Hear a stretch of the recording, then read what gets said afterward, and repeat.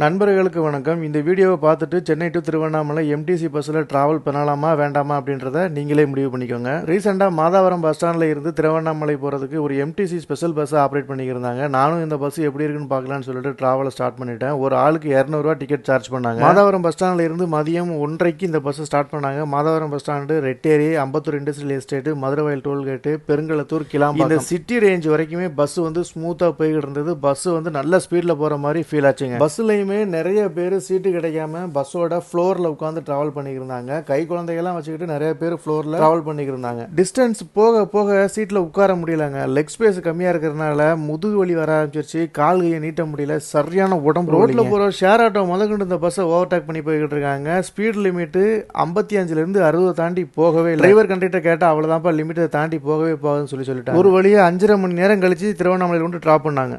நண்பர்கள் யாராவது இந்த பஸ்ஸில் ட்ராவல் பண்ணீங்கன்னா கமெண்ட்ல சொல்லுங்க.